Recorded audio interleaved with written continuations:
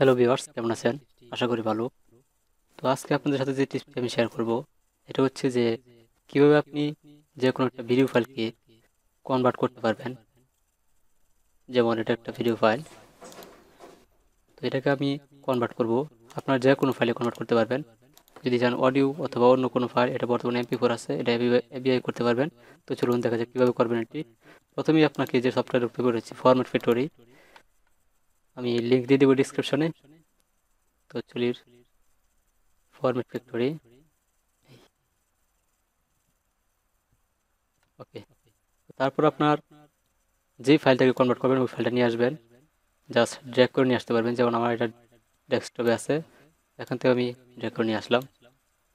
এখন আপনি যে ফাইলটা করতে চান, যেমন এমপি4 দিলে এমপি4, এভিআই, 3GP, অথবা আপনি এমপি3 করতে পারেন। এখানে অনেকগুলো ফাইলও ড্র্যাগ করে নিয়ে আসতে পারবেন। যেমন আমি এক নিয়ে আসলাম, আপনি এখান থেকে চাইলে অনেকগুলো নিয়ে আসতে পারবেন। তো আমি এমপি3 করি, এটা সিলেক্ট করবেন, জাস্ট সিলেক্ট করে তারপর ওকে দিবেন। ওকে দেওয়ার পরে আপনি এখান থেকে আরেকটা সেটিং করতে পারবেন, যেমন এই রেটগুলো বাড়া দিতে পারবেন। তো আমি বাড়ালাম না। তো এটা এখানে আসার পর আপনি জাস্ট স্টার্টে ক্লিক করবেন।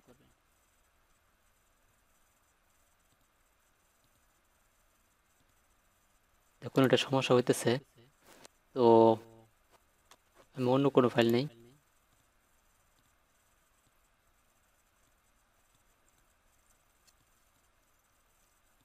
এমপি4 দিই।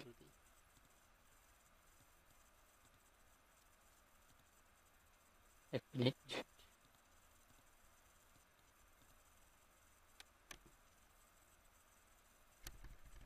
ওকে, ফাইল নেমটা সমস্যা করছিল। তো এবিআই দিই, তারপর এখন স্টার্ট দিই। দেখুন কনভার্ট হতেছে। তো এটা কনভার্ট হয়ে 100 পর্যন্ত যাবে। আর যাওয়ার পরে আপনাকে এখানে একটা নোটিফিকেশন দেখাবে।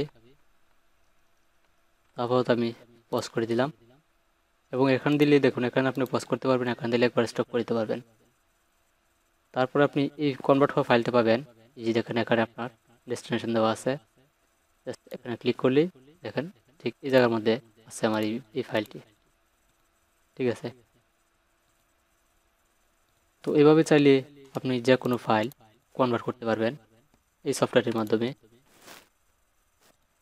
তো এই ছিল আজকের টিপসটি।